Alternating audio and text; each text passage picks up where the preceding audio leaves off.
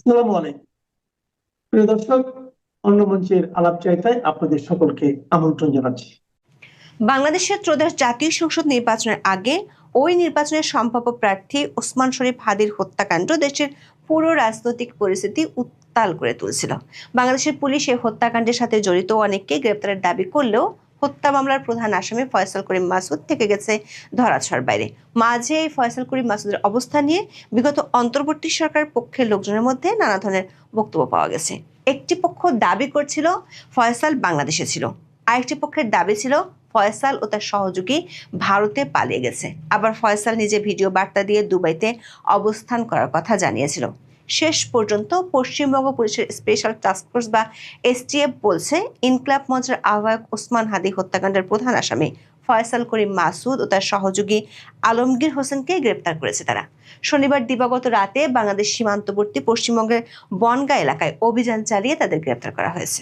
রোববার তাদেরকে আদালতে হাজির করা হলে পরে আদালত তাদের 14 দিনের জন্য পুলিশ রিমান্ডে পাঠানোর নির্দেশ দিয়েছেন। এসটিএফ বলছে, বেশ নাটকীয় কায়দায় ধরা হয়েছে এই দুইজনকে।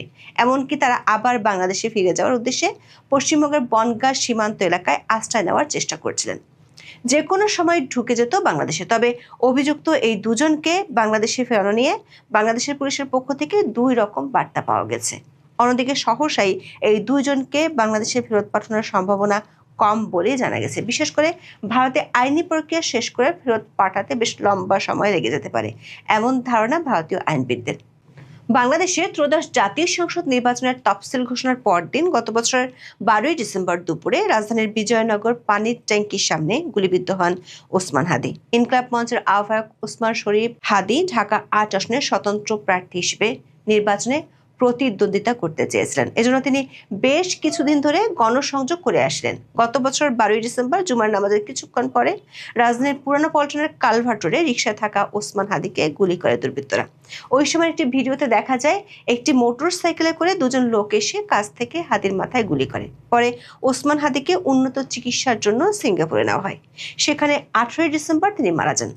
ওই ভিডিওর ভিত্তিতে পুলিশ দাবি করছিল, অটো রিকশায় থাকা হাদিকে গুলি করা মোটরসাইকেলের পিছনে ছিলেন ফয়সাল এবং সেটি চালাচ্ছিলেন আলমগীর। হাদি গুলিবিদ্ধ হওয়ার পর গত 14ই ডিসেম্বর ইনকলাব মঞ্চের সদস্য সচিব আব্দুল্লাহ আল জাবের বাদী হয়ে হত্যা চেষ্টার মামলা করেন। পরে মামলাটিতে দণ্ডবিধির 302 ধারা যুক্ত হয়। এরপর থানা পুলিশের হাত ঘুরে মামলার তদন্তের দায়িত্ব দেওয়া হয় ডিবি পুলিশকে। তদন্ত শেষে সাবেক ওয়ার্ড কাউন্সিলর তাইজুল ইসলাম চৌধুরী বাপ্পি ফয়সাল করিম মাসুদ সহ 17 জনকে আসামি করে গত 6ই জানুয়ারি হাদি হত্যা মামলার অভিযোগপত্র জমা দেয় গোয়েন্দা পুলিশ। তবে ডিবির দেওয়া চার্জশিটে অসন্তোষ প্রকাশ করে গত 15ই জানুয়ারি আদালতে নারাজি আবেদন দাখিল করেন মামলার বাদী। আদালত সেই আবেদন গ্রহণ করে মামলাটি অধিকতর তদন্তের জন্য সিআইডিকে নির্দেশ দেন। ডিবির দাখিল করা চার্জশিটে মোট 17 জনকে অভিযুক্ত করা হয়েছে, যাদের মধ্যে 11 জন বর্তমানে কারাগার এবং প্রধান আসামি ফয়সাল সহ 6 জন পলাতক আছে। অধিকতর তদন্তের দায়িত্ব পাওয়ার পর সিআইডি নতুন করে মোহাম্মদ রুবেল নামের একজনকে গ্রেপ্তার করে। রুবেলকে দ্বিতীয় দফায় 3 দিনের রিমান্ডে নেওয়ার পর তিনি আদালতে স্বীকারোক্তিমূলক জবানবন্দি ইতিমধ্যে দিয়েছেন। পরে তাকেও কারাগারে পাঠানো হয়েছে। অর্থাৎ এই মামলায় মোট 12 জন কারাগারে আছেন। ডিবির চার্জশিটে 17 আসামির মধ্যে প্রধান আসামি ছিলেন ফয়সাল করিম মাসুদ ও আলমগীর হোসেন ছিলেন দ্বিতীয়। হাদি হত্যা মামলার প্রধান এই দুই অভিযুক্তের অবস্থান নিয়ে সামাজিক মাধ্যমে বেশ কয়েকটি তথ্য ছড়িয়ে পড়ে। এক পক্ষ দাবি করছিল এরা বাংলাদেশের ভেতরেই আছে, আরেক পক্ষ দাবি করছিল তারা ভারতে পালিয়ে গেছে। আবার ফয়সাল নিজে 2 দফা ভিডিও বার্তা দিয়ে বলছিলেন তিনি দুবাইতে অবস্থান করছেন এবং হত্যাকাণ্ডের সাথে তাকে ফাঁসানো হয়েছে। গত 28শে ডিসেম্বর ঢাকায় সংবাদ সম্মেলনে ডিএমপির অতিরিক্ত কমিশনার এস এন নজরুল দাবি করেছিলেন, ফয়সাল ও তার সহযোগী আলমগীর হত্যাকাণ্ডের পরপরই সীমান্ত পার হয়ে মেঘালয় যান। তাদের দুজনকে সহায়তার অভিযোগে মেঘালয় পুলিশ দুজনকে গ্রেপ্তার করেছে বলেও জানান তিনি। সেদিন তিনি বলেন, ফয়সাল ও আলমগীর প্রথমে ঢাকা থেকে সিএনজিতে করে আমিনবাজারে যান, সেখান থেকে মানিকগঞ্জের কালামপুরে ও পরে প্রাইভেট গাড়ি করে ময়মনসিংহের হালুয়াঘাটে পৌঁছান। ঘটনার বর্ণনা দিতে গিয়ে বাংলাদেশ পুলিশের ওই কর্মকর্তা তখন বলেছিলেন, ফিলিপ নামে একজন তাদেরকে সীমান্ত পার করে পুত্তির নামে একজনের কাছে হস্তান্তর করে। তারপর সামি নামে আরেক ট্যাক্সি ড্রাইভারের কাছে তাকে দেওয়া হয়। সামি তাদেরকে মেঘালয়ের তুরা শহরে পৌঁছে দেয়। পুলিশ কর্মকর্তা নজরুল সেদিন বলেছিলেন, অনানুষ্ঠানিক চ্যানেলে তারা মেঘালয় পুলিশের সঙ্গে যোগাযোগ করে জানতে পেরেছিলেন সেখানে তারা পুত্তি ও স্বামীকে গ্রেপ্তার করেছে। তবে এই সংবাদ সম্মেলনের ঘন্টা 2 পরই ফয়সালের ভারতে অবস্থান করা এবং দুজনকে গ্রেপ্তারের কথা অস্বীকার করে বিএসএফ ও মেঘালয় পুলিশ। মেঘালয় পুলিশ সদর দপ্তরের এক কর্মকর্তার বরাতে সেদিন হিন্দুস্তান টাইমসের প্রতিবেদনে বলা হয়েছিল, বাংলাদেশ পুলিশের পক্ষ থেকে আনুষ্ঠানিক বা অনানুষ্ঠানিক কোনো যোগাযোগ করা হয়নি। প্রতিবেদনে উল্লেখিত অভিযুক্তদের কাউকে গারো পাহাড়ে খুঁজে পাওয়া যায়নি এবং কোনো গ্রেপ্তারও করা হয়নি। হাদি হত্যায় অভিযুক্ত ফয়সাল ও আলমগীরের সীমান্ত পার হওয়া বা এ ঘটনায় পুত্তি ও স্বামী নামে দুজনের ভূমিকার পক্ষে কোনো গোয়েন্দা তথ্য, সরেজমিনের যাচাই বা অভিযানগত কোনো প্রমাণ নেই বলেও প্রতিবেদনে বলা হয়। ওই সময় একাধিক ভিডিও বার্তা দেন ফয়সাল করিম। তিনি দুবাইয়ে অবস্থান করেছেন দাবি করে তিনি আরব আমিরাতের মাল্টিপল এন্ট্রি ভিসার ছবি ভিডিওতে দেখান। শেষ পর্যন্ত ভারত থেকে ফয়সালের গ্রেপ্তারের তথ্য পাওয়া গেল। রোববার ভারতের সংবাদ মাধ্যমে পশ্চিমবঙ্গ রাজ্য পুলিশের স্পেশাল টাস্কফোর্স বা এসটিএফ এর বিজ্ঞপ্তির বরাতে ফয়সাল ও আলমগীরকে গ্রেপ্তারের তথ্য দিল। ওই বিজ্ঞপ্তির বরাতে রোববার সন্ধ্যায় বার্তা সংস্থা ANI এর প্রতিবেদনে বলা হয়, শনিবার রাতে পশ্চিমবঙ্গের উত্তর 24 পরগনা জেলার বনগাঁ থেকে তাদের গ্রেপ্তার করা হয়। এসটিএফ বলছে, গোপন সংবাদের ভিত্তিতে এই অভিযানে নামে তারা।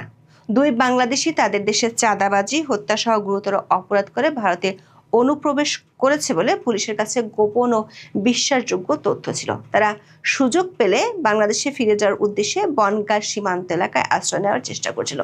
এই তথ্যের ভিত্তিতে শনিবার গভীর রাতে বনগাঁ এলাকায় অভিযান চালিয়ে তাদের গ্রেপ্তার করা হয়।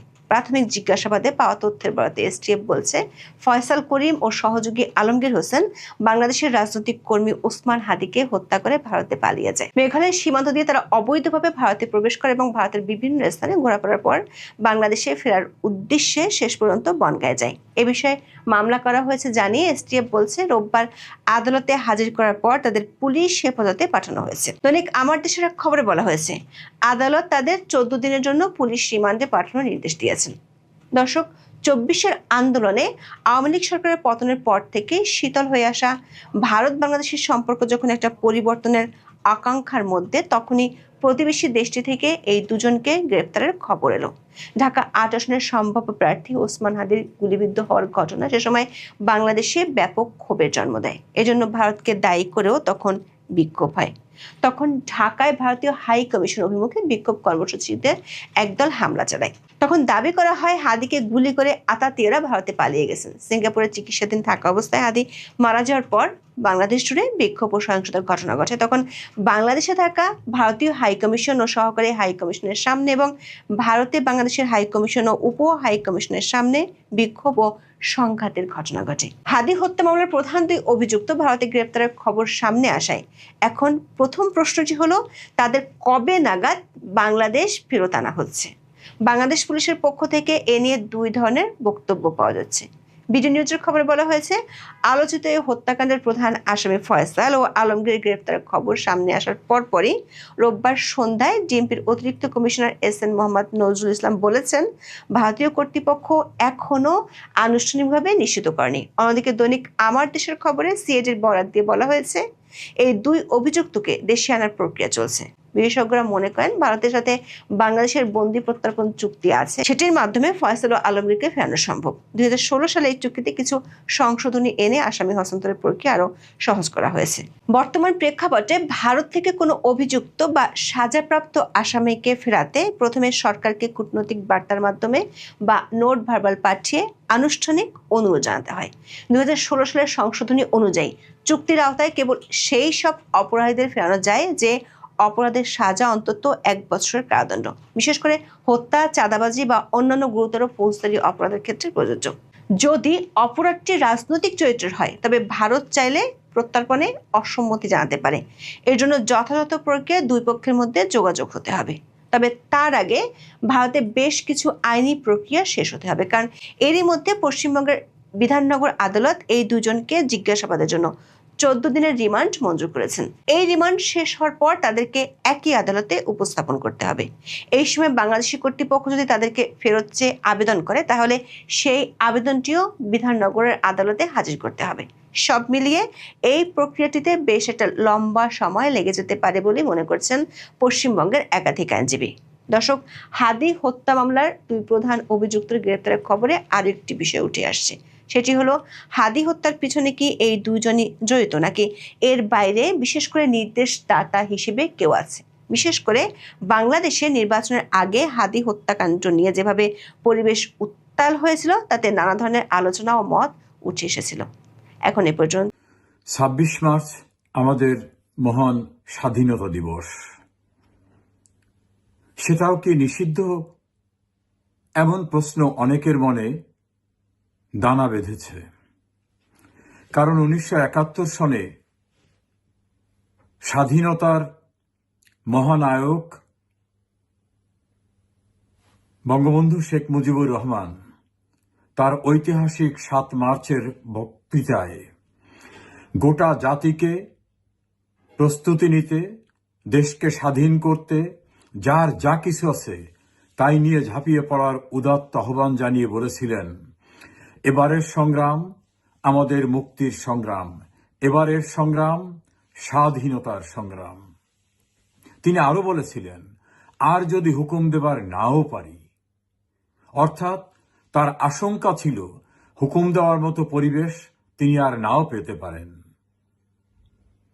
বাংলাদেশে 2026 সালে সেই 7 মার্চের ভাষণ, বঙ্গবন্ধুর ঐতিহাসিক ভাষণ, যা বাঙালি জাতির ইতিহাসের ম্যাগনা কার্টা সম, যে ভাষণ ইউনেস্কোর বিশ্বের মূল্যবান দলিল হিসাবে বিবেচিত হয়েছে, সেই ভাষণ বাজাবার অপরাধে কি ভয়াবহ মবক্রেসি, নির্মমভাবে মারধর করা এবং তাদেরকে সন্ত্রাস দমন আইনের মামলায় গ্রেপ্তার করে কোর্টে পাঠানো হয়েছে।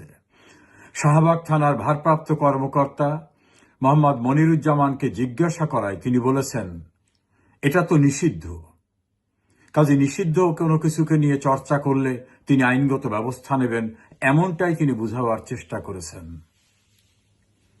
আমরা কেউ জানি না 7 মার্চের ভাষণ আদৌ নিষিদ্ধ কিনা। এটা তো পাকিস্তানিদের কাছে নিষিদ্ধ ছিল, কারণ এই ভাষণে গোটা বাঙালি জাতিকে নির্বাচিত জনপ্রতিনিধি হিসাবে বঙ্গবন্ধু সবাইকে উদাত্ত আহ্বান জানিয়েছিলেন, নির্দেশনা দিয়েছিলেন।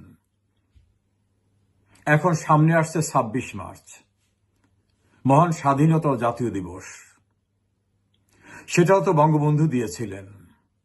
তো বঙ্গবন্ধু যত নিষিদ্ধ হয়ে থাকে, বঙ্গবন্ধুর সমস্ত কাজকর্ম যদি নিষিদ্ধ হয়ে থাকে, তাহলে বঙ্গবন্ধুর দেওয়া 26 মার্চের সেই স্বাধীনতার ঘোষণা, সেটাও কি নিষিদ্ধ হিসাবে গণ্য করবে বর্তমান সরকার? এটা আগে ভাগে জানলে এইরকম মবক্রেসির শিকার হবে না নাগরিকরা। আর স্বাধীনতার ঘোষণা এবং 7 মার্চের ঐতিহাসিক ভাষণ, এই দুটি অবিচ্ছেদ্যভাবে জড়িত, একটা অপরটার পরিপূরক। 7 মার্চ কার্যত বঙ্গবন্ধু স্বাধীনতার ঘোষণায় দিয়েছিলেন অনানুষ্ঠানিকভাবে, 26শে মার্চ সেটা আনুষ্ঠানিকভাবে দিয়েছেন। এখন 7 মার্চকে নিষিদ্ধ করার পরে কি 26শে মার্চকে নিষিদ্ধ করা হবে? যদি তা করা হয়, তাহলে এই স্বাধীন সার্বভৌম গণপ্রজাতন্ত্রী বাংলাদেশের নামটা কি হবে? প্রিয় দর্শক শ্রোতা, সেই প্রশ্ন তো এখন সামনে এসেই গেছে। কিছুদিন আগে রাষ্ট্রপতি কিছু সত্য কথা বলেছিলেন। আপনার মানব জীবনের সাথে আলোচনার সময় বলেছিলেন যে তিনি রিজিগনেশনটা পান নাই, সত্য কথা বলেছেন। তারপরে কদিন আগে তিনি আপনার ইউনূস সরকার, সেই জালিম সরকার তিনাকে কিভাবে বিভিন্ন ঝামেলায় ফেলছে তার কিন্তু দুঃখ কাহিনী বলেছেন এবং অনেকগুলো সত্য কথা বলেছেন। সেই জন্য আমাদের তার প্রতি কিছুটা আপনার কি বলবো শ্রদ্ধাবোধ ছিল, যে আফটার অল যে ইজ মরালি এন্ড এথিক্যালি আপনার রাইট। কিন্তু ওনার যে বক্তৃতাটা দিয়েছেন নারী দিবসে, এইটা আমাদের খুব হতাশা করেছে।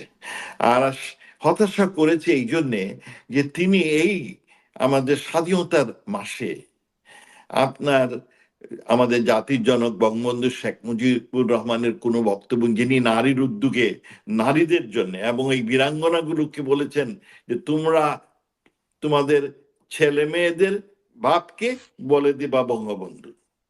এই যে একটা স্পিরিট, এইগুলো তাই উনি বলেন নাই, কিন্তু আপনার মেনশন করতে পারতেন বাংলাদেশের এবং পৃথিবীতে স্বীকৃত শেখ মুজিবুর রহমান এই নারী জাগরণে এবং বিশেষ করে শেখ হাসিনার অবদান অনন্য। তিনি বলতে পারতেন বিগত সরকারগুলোতে আর এই যে গুসক টুসক এই ঢং ঢাং এগুলো যে তাদের, আমি জানি না, এগুলো মগজ থেকে বের হয়ে যাওয়া উচিত। আমি আশা করেছিলাম যে নতুন তারেক রহমান সরকার যেগুলো বক্তব্য লিখবেন সেগুলোতে একটা আপনার মোর অ্যাকোমোডেটিভ অ্যাপ্রোচ হবে। হ্যাঁ, কারণ আগের ভুলভ্রান্তি ভুলে তিনারা এমন করবেন যাতে দেশটাকে ঐক্যবদ্ধ করতে চান, এবং আপনার এই আগের অনেকগুলো হলো ড্রাম বাজাবেন না, হ্যাঁ, বানোয়ার ড্রাম বাজাবেন না। কিন্তু এই বক্তৃতাতে দেখা যায় যে বানোয়ার ড্রাম বাজাচ্ছেন। আর আমাদের রাষ্ট্রপতি তিনিও কিন্তু এথিক্যালি মরালি যে কত দুর্বল এটা প্রকাশ পেল। আমি জানি যে উনি বক্তৃতা উনি লিখেন না, গভর্নমেন্ট লিখে দেয়, কিন্তু সেখানে তিনি প্রশ্ন করতে পারতেন কিংবা বলতে পারতেন যে আমি এখানে একটু পরিবর্তন, নিশ্চয়ই তারা আপনার আপত্তি করতো না। কিন্তু তিনি চাকরি বজায় রাখার জন্য এই বড় নিচের, আমার দুঃখ হয় যে আমাদের বহু নাম করা লোক বড় বড় পজিশনে আছে, কিন্তু তাদের মরালি তারা এত দুর্বল, তাদের সৎসাহত কম, এটা দেখে। আর এইখানে সেই সাথে একটা আমার মনে হয় যে শেখ হাসিনা যাদের নিয়োগ দিয়েছিলেন এইরকম বড় বড় পজিশনে, এইগুলোর আপনার সে নিয়োগটা কি ঠিক হয়নি? উনি বোধহয় মানুষ চিনতে পারেননি নাকি, এটা একটা প্রশ্ন আসে। আই ডোন্ট নো, ভালো মন্দ মিলেই সব, বাট এই একটা প্রশ্ন আসে নাকি বাঙালি জাতি এত নিমখারাম যে আপনার এই সত্য কথা বলতে এত দ্বিধাদ্বন্দ্ব, এটা কি আমাদের মজ্জাগত? এইগুলো প্রশ্ন আমার কাছে বারবার আসতেছে, যে এত বড় পজিশনে থেকে আপনার পুরো ইতিহাসটা ইগনোর করা আর এক পেশি বক্তৃতা দেওয়া, এগুলো তো আপনার ওনার প্রতি আমার যে শ্রদ্ধাবোধ ছিল এইটা যথেষ্ট প্রশ্নবিদ্ধ হয়ে গেছে। আমি এটাই বলতে পারি। আমি এইসব ইস্যু নিয়ে I don't want to talk about it. আপনার উনি মানসিকভাবে অত দুর্বল, মানে এথিক্যালি মরালি দুর্বল বলেই মনে হয়, কারণ ওগুলো বললে ওনাকে বাদ দিত না। এবং উনি যেভাবে খয়েরখাগিয়ে করেছেন অতটুকু না করলেও হতো। কিন্তু এইটাতে মনে হচ্ছে যে আমরা মানুষ চিনি না, যাদের নিয়োগ করে শেখ হাসিনা এদের কেউ কেউ আপনার অত্যন্ত দুর্বল প্রকৃতির লোক। হলো জীবনে আপনার জীবন তো অতি অল্প দিনের, হ্যাঁ, মরতেই তো হবে, কিন্তু সম্মানের সাথে মরা আর আপনার অসম্মানের সাথে মরা দুটো বড়। উনি যদি এইখানে এইগুলো খয়েরখাগিরি কম করতেন তাহলে সম্মানের সাথে যেতেন। এইটাই আমার দুঃখ আর কি। This is the only thing I can say. আমরা একটু হয়েছি, মর্মাহত হয়েছি যে এইরকম পজিশনের লোকরাও, এবং তার কিছু লুজ করেন এমন কি ছিল না। মানে বাংলাদেশ দীর্ঘজীবী হোক বললে কোন হতো না। বিশেষ স্বাধীনতার মাসে 7 তারিখ ঐতিহাসিক সেই ভাষণ সারা পৃথিবীতে। তবে এটা আমার কাছে খুব দুঃখ লেগেছে, আমি অন্য একটা নিউজে দেখেছি যে কয়েকজন ছাত্র আপনার 7ই মার্চের বক্তৃতা শুনতেছিল, তাদের লোকে পিটিয়ে পুলিশে দিয়েছে সন্ত্রাসী বলে। মানে যে বক্তৃতা আমাদের বাংলাদেশকে সারা বিশ্বের মধ্যে অত্যন্ত উচ্চ আসনে নিয়ে গেছে, যে ওয়ার্ল্ড গ্লোবাল রেজিস্টার সেইখানে পৌঁছে দিয়েছে, পৃথিবীর মধ্যে খুব কম সংখ্যক বক্তৃতা। আর বঙ্গবন্ধুর বক্তৃতা তো ছিল এক্সটেম্পোর, হ্যাঁ, তৎক্ষণিক উনি বলেছেন। সেই 16 মিনিট 17 মিনিটের বক্তৃতা পৃথিবীর মানুষকে চমক দিয়েছে, একটা জাতিকে আপনার স্বাধীনতার মন্ত্রে দীক্ষিত করেছে। এই জন্য ইউনেস্কো এটাকে বিশ্ব স্বীকৃতি দিয়েছে। এখানে খুব কম সংখ্যক বক্তা সেখানে আছে, গেটিসবার্গ থেকে লিঙ্কনের আর ম্যান্ডেলা। আমাদের বাংলাদেশকে এত পৃথিবীর বিভিন্ন লোক এই বক্তৃতা শুনে ইন্সপায়ার্ড হয়, ইমানসিপেট হয়।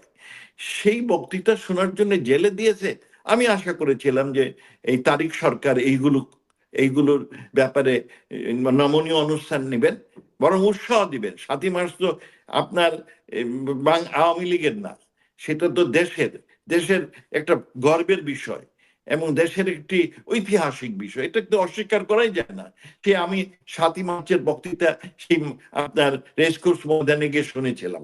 হ্যাঁ, আমি ওখানে ছিলাম। আমরা একসময় খুব পাকিস্তানি পন্থী ছিলাম, ইন্টিগ্রিটি অফ পাকিস্তান করতাম, কিন্তু বঙ্গবন্ধুর সেই বক্তৃতা আমরা তোমার যা আছে তাই দিয়ে প্রস্তুত থাকো, আমরা এরপরেই প্রস্তুত হয়েছি অন আওয়ার ওন। কেউ আমাদের বলে না, ওই বক্তৃতা ওয়াজ আওয়ার স্পিরিট। এবং আমি আই শুড সে, আপনার জেনারেল জিয়া তার নিজের কথায় বলেছেন যে বঙ্গবন্ধুর 7ই মার্চের বক্তৃতার কারণেই তিনি সিদ্ধান্ত নিয়েছেন মানে মুক্তিযুদ্ধের সপক্ষে। এটা ইট ইস ইন্সপায়ার্ড দ্য হোল নেশন। এই জন্য ইউনেস্কোকে স্বীকৃতি দিয়েছে, এই জন্য যে একটি বক্তৃতা স্বাধীনতাতে জাতি, বাঙালি জাতি সৃষ্টি করেছে, এইরকম একটা ঐতিহাস আমাদের রাষ্ট্রপতি সেইটা মেনশন করতে পারতেন। এই বিশেষ করে 7 তারিখ যেহেতু আপনার 7ই মার্চের বক্তৃতা ছিল। আর আমি আশা করেছিলাম যে এই বিএনপি সরকার এইসব ব্যাপারে, 7ই মার্চ তো আওয়ামী লীগের না, এইসব ব্যাপারে যথেষ্ট উদ্যোগী হবেন এবং যথার্থ সম্মান জানাবেন। আমি এক্সট্রা কিছু চাই না, যথার্থ সম্মানটা জানাবেন, তাতে দেশবাসীর শ্রদ্ধা হয়তো ওনারা পেতেন। কিন্তু দে মিসড এ চান্স। আগামীতে হয়তো ওই ধরনের they will not miss the chance, এইটাই বলতে পারি। আর বিশেষ করে রাষ্ট্রপতির জন্য আমার দুঃখ হয় যে তার প্রতি যে অনেক শ্রদ্ধাবোধ ছিল, ওগুলো উপসে গেছে আর কি। মনে হচ্ছে যে উনিও ওই চাকরির মোহ এত বেশি। I feel bad for him, I sorry for him. রাষ্ট্রপতি হিসাবে তিনি সেই বক্তৃতার মধ্যে পরিবর্তন, আপনি ঠিকই বলেছেন যে মুখে বলেছেন, সেই কারণে তিনি এটা আপনার বলতে পারতেন। আর মনে আছে আব্দুল হামিদ প্রাক্তন রাষ্ট্রপতি সেট স্পিচের পরে আবার উনি নিজের বক্তব্য কিছু দিতেন যা পাবলিক খুব পছন্দ করতেন। হ্যাঁ, উনি সেই দিক থেকে ব্যর্থ রাষ্ট্রপতি মনে হচ্ছে। লিখেছি ব্যান, 7ই মার্চের ভাষণ ব্যান। বঙ্গবন্ধুর সেই কালজয়ী 7ই মার্চের ভাষণ, যেটা 1971 সালের 7ই মার্চ দিয়েছিল, যেটা এখন আপনার হেরিটেজ একটা বিষয় আছে, রিকগনাইজেশন করছে সারা ওয়ার্ল্ড 7ই মার্চের ভাষণটাকে। এবং আমি এর আগের একটা ভিডিওতে আপনাদের বলেছিলাম যে পৃথিবীর বিখ্যাত ইতিহাসবিদ ব্রিটেনের, তার যে বই, যেটাকে এখন পৃথিবীতে সবাই, সমস্ত রাজনীতিবিদ, সমস্ত পৃথিবীর সমস্ত দেশের সমস্ত রাজনীতিবিদ এইটাকে একটা বই না শুধু ইতিহাস বলে গণ্য করে, সেই বইয়ের যে 41টা ভাষণ, যে 41টা ভাষণকে বলা হয়েছে পৃথিবীরই বিখ্যাত ভাষণ, সেইখানে বঙ্গবন্ধুর এই ভাষণ আপনার মর্যাদা পেয়েছে। এবং 10টা বেস্ট ভাষণের মধ্যে 9 নম্বর ভাষণটাও 7ই মার্চের ভাষণ। সেই ভাষণটাই আজকে ব্যান্ড, কোথাও বাজানো যাবে না। আপনারা দেখেছেন যে ঢাকা ইউনিভার্সিটির একটা ছেলেকে কিভাবে মেরে থানায় দেওয়া হয়েছে, কারণ কি সে ভাষণটা বাজিয়েছিল। সাভার থানার ওসি তিনি বলেছেন যে এই ভাষণ তো নিষিদ্ধ। এখন আমার কথা হচ্ছে যে ভাষণটা নিষিদ্ধ কে বলল? নিষিদ্ধ তো একমাত্র ছাত্রলীগ, নিষিদ্ধ তো আর কেউ না। নিষিদ্ধ ছাত্রলীগ, আওয়ামী লীগের রাজনৈতিক কর্মকাণ্ড নিষিদ্ধ, কিন্তু ভাষণ কি নিষিদ্ধ? শেখ মুজিবুর রহমানকে নিষিদ্ধ করেছে বাংলাদেশে, শেখ মুজিবুর রহমানকে নিষিদ্ধ করা হয়েছে, তাহলে ওনার ভাষণ নিষিদ্ধ হবে কেন? আর নিষিদ্ধ তো এরকম অনেক কিছু আছে পৃথিবীতে, না? 3X মুভিগুলো নিষিদ্ধ, ওগুলো চলে না বাংলাদেশে? ভাড়া দিয়ে সিডি ক্যাসেট দিয়ে চলে না? চলে তো। মদ গাঁজাও তো নিষিদ্ধ বাংলাদেশে, সেগুলো চলে না? কেরু কোম্পানি কেরু বানায় না, সেগুলোও চলে। কিন্তু বঙ্গবন্ধুর স্বাধীনতার 7ই মার্চের সে ভাষণ নিষিদ্ধ। তার কারণ কি জানেন? এই ভাষণ যেদিন দিয়েছিলেন সেদিন থেকেই পাকিজারজদের বুকে আতঙ্ক সৃষ্টি হয়ে গেছিল। এই ভাষণের কারণে যে পাকিস্তান দুটুকরো হয়েছে, এটা পাকিজারজরা এখনো সহ্য করতে পারে না। আর সে পাকিজারজদের নাতিপুতি এরাও সহ্য করতে পারতেছে না, যার কারণে এই অবস্থা। আপনাদেরকে বারবার বলেছিলাম, এই 12ই ফেব্রুয়ারির ইলেকশনের দিন সারা দিন আমরা চিল্লাইছিলাম, তার আগের দিন সারা রাত ছিলাম আপনাদের সাথে। ইলেকশনের পরও বারবার বলেছিলাম যে ভাই, ক্ষমতায় বিএনপি আসছে, আপনারা আসেন নাই। আপনাদের এইটাও বলেছিলাম যে অফিস খুলতে যেয়ে 3-4জন দাঁড়ায় দাঁড়ায় জয় বাংলা জয় বাংলা স্লোগান দিয়ে পালায়া যান, আপনাদের এই কাজগুলো করেন না, ক্ষতি হবে সামনে। কিন্তু আপনারা কথাটা দামই দেন নাই 2 পয়সার। এখন দেখেন এখন এই যে 7ই মার্চ পত্রিকা, সমস্ত পত্রিকা কিন্তু বড় বড় হেডলাইন কি ছিল, যে 7ই মার্চ হচ্ছে যে তারেক জিয়ার জেল দিবস। ঠিক আছে না? 20 বছর পরে এইবারের 7ই মার্চ জেল দিবস। মনে আছে এর আগে 15ই আগস্ট খালেদা জিয়ার জন্মদিন, এখন 7ই মার্চ তারেক জিয়ার জেল দিবস। 17ই মার্চ হয়তো শুনবেন আপনারা যে জেবুর জন্মদিন। জেবুর জন্মদিন হইতে পারে, কল্পনীয় কিছু না। 7ই মার্চের ভাষণ গত 2 বছর ধরে বাঁচতে দেয় নাই ইউনূস গভর্নমেন্ট, আমরাও দেখেছি। এরপরে আপনারা যারা আছেন তারা মনে করছে আহা হা তারেক আসছে গণতন্ত্র। না ভাই, তারেক আসছে গণতন্ত্র দিবে, অমুক দিবে, তমুক দিবে। ভাই, দুধ না চাইলে, ওই যে বাচ্চায় না কানলে মায়ে দুধ দেয় না। আপনি মনে করছেন যে তারেক আসবে, ওই তারেক আপনাদেরকে 7ই মার্চের ভাষণ বাজাইতে দিবে, এরপরে ওখানে স্বাধীনতার ঘোষণা শেখ মুজিবুর রহমান দিয়েছে সেটা আপনাদেরকে বলতে দিবে, শেখ হাসিনা পদ্মা সেতু করেছে এর জন্য আপনাদেরকে উৎসব করতে দিবে, ওই অমুকের জন্মদিন পালন করতে দিবে, অমুকের এই পালন করতে, এগুলো পালন করতে দিবে মনে করছেন আপনারা? আপনারা এতই বোকা যে তারেক রহমান আপনাদেরকে এগুলো করতে দিবে? হ্যাঁ, না, তারেক রহমান না, বাংলাদেশের জামাত, বিএনপি, এনসিপি কেউই করতে দিবে না আপনাদেরকে। আর এটা যদি করতে হয় তাহলে কলিজা বড় করে করতে হবে, যে মাইর খাবো, মাইর দিব। তো এখন পর্যন্ত মাইর দিতে পারি নাই আমরা। আমরা মাইর খেয়েই যাচ্ছি, প্রতিদিন খেয়ে যাচ্ছি, মাইরই খাচ্ছি, মাইর দিতে পারছি না। এখনো কারো বললো ভাই এখনো তো ওদের পুলিশ। আরে ভাই, গত 17 বছরও আমাদের পুলিশ ছিল, আমাদের পোলাপাইন ছিল, আপনি আমি আমরা সবাই ছিলাম। তখন কিন্তু ওদের কিন্তু এরকম মারি নেই, আজকে ওরা যেরকম মারতেছে। সুতরাং এখন আমরা যদি না দাঁড়াইতে পারি, আমরা যদি দাঁড়াইতে না পারি, এইভাবে ব্যান্ড থাকবে। ওই যে বললাম 17 তারিখ হতে জেবুর জন্মদিন পালন করবে, দেখে রাখেন, লিখে রাখেন, কোনো না কোনো একটা কিছু আনবে। তার কারণ সেটা আপনার মুখে বলে নাই, ইনডাইরেক্টলি বলছে।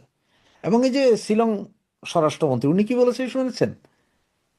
যে আওয়ামী লীগের রাজনৈতিক কর্মকাণ্ড নিষিদ্ধ, সুতরাং তারা কোনো প্রোগ্রাম করলে করতে তো পারে না, তারা হুঙ্কার দেয়, ছোটখাটো একটা দুইটা আসে, ওগুলারে পুলিশ তুইলা দেয়। সুতরাং আমরা যতক্ষণ পর্যন্ত 1000 খানিক, 10,000, 20,000 একসাথে নাইমা হুঙ্কার দিতে না পারবো, ততক্ষণ পর্যন্ত আতঙ্ক ধরবে না। কারণ রাজনীতি করতে হলে আপনার আতঙ্ক আনতে হবে, আতঙ্ক যখন আনবেন না ততক্ষণ আতঙ্ক ধরবে না। এই যে আজকে 7ই মার্চের ভাষণ যে 2-3 জন চালাইছে তাদেরকে স্যালুট। ওরা, আমি বলবো যে ওরা এই জাতির সূর্য সন্তান।